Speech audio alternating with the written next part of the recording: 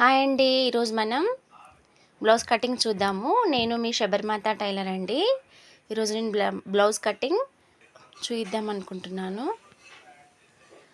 నేను ఇది ఇప్పుడు ఫోల్డింగ్ నా సైడు ఓపెన్ ఆపోజిట్ సైడ్ ఉండేలా పరుచుకున్నానండి. నేను ఇప్పుడు ఇది మార్కింగ్ పెట్టాను కదా, అది ఒక 1.5 1.25 ఇంచులు మార్కింగ్ అయితే పెట్టాను. అది బ్లౌజు ఎందుకోసం పెట్టాననేది నేను చెప్తానండి. ఇప్పుడు దీనికి బ్యాక్ పార్ట్ అయితే మార్కింగ్ పెడుతున్నాను. నేను ఇది ఎలా ఫోల్డ్ చేశానో చూడండి. ఈ విధంగా పట్టుకొని కుట్ల సైడ్ వచ్చేటట్టు పట్టుకొని నేను కుట్టు వరకు ఉన్నదైతే మెయిన్ అండి. అది ఈ 1 ఇంచ్ మార్కింగ్ అనేది డాట్ కోసము, మిగతా 2 ఇంచులు ఖర్చు కోసం పెట్టానండి. మనం ఖర్చు కోసము ఎక్కువైనా పెట్టుకోవచ్చు, 2 ఇంచుల కంటే ఎంత ఎక్కువ పెట్టుకున్నా పర్లేదు.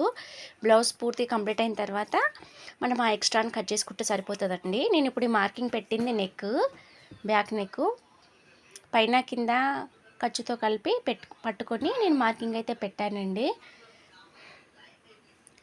ఇది నేను బ్లౌజ్ హైట్ అయితే చూపిస్తున్నాను. షోల్డర్ దగ్గర నుండి బ్యాక్ డాట్ వరకు స్ట్రేట్గా ఉంటుంది.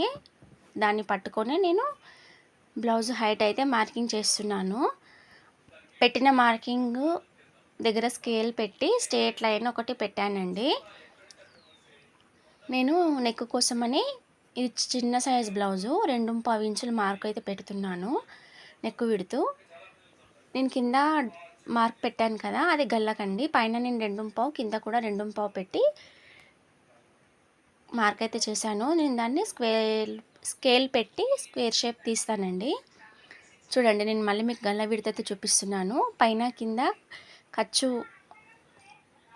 మందం పెట్టి నేను మార్క్ పెట్టాను. నేను ఈ పెట్టిన మార్క్ దగ్గర నుంచి కిందికి స్క్వేర్ షేప్లో నేను నెక్ డ్రా అయితే చేశాను.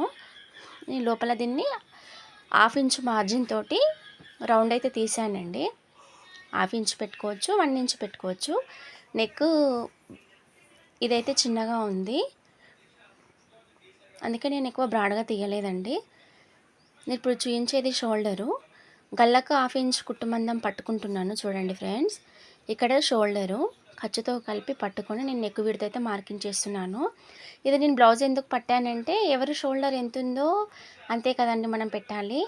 ఎక్కువ తక్కువ అయితే కస్టమర్ ఒప్పుకోరు కదా. నేను అందుకే ఎవరి షోల్డర్ ఏ బ్లౌజ్ కొలత పడతానో అదే బ్లౌజ్ తోటి నేను షోల్డర్ పెట్టి మార్కింగ్ అయితే చేస్తాను.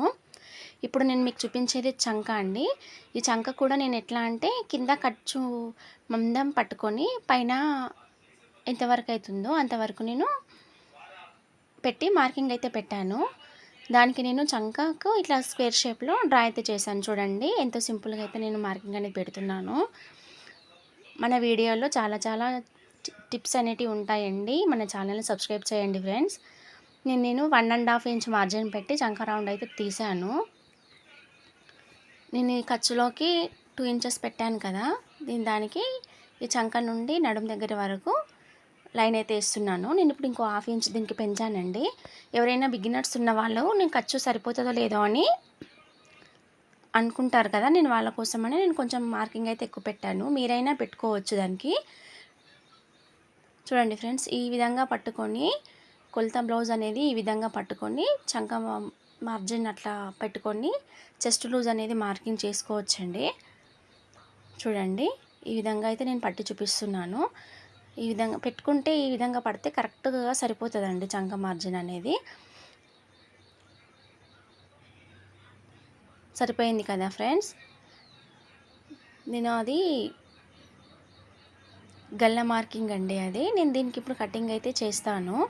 ఇప్పుడు నేను మీకు గల్ల రౌండ్ అనేది చూపించలేను కదా, ఇప్పుడు గల్ల రౌండ్ అనేది సరిగ్గా కరెక్ట్గా వచ్చిందో లేదో కొలిచి చూపిస్తానండి.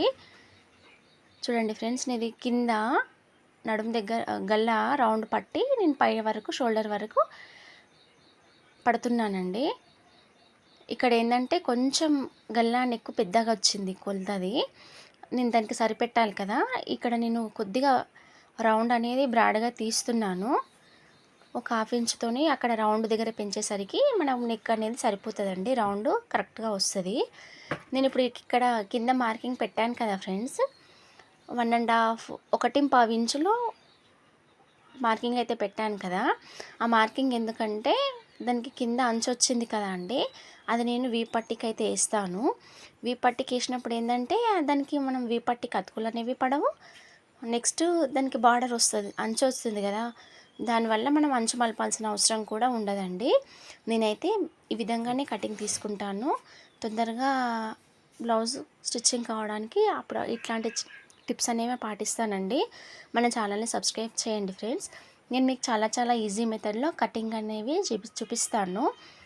మా ఛానల్ని సపోర్ట్ చేయండి. మీకు ఈ వీడియో నచ్చినట్లయితే ఒక లైక్ చేయండి ఫ్రెండ్స్.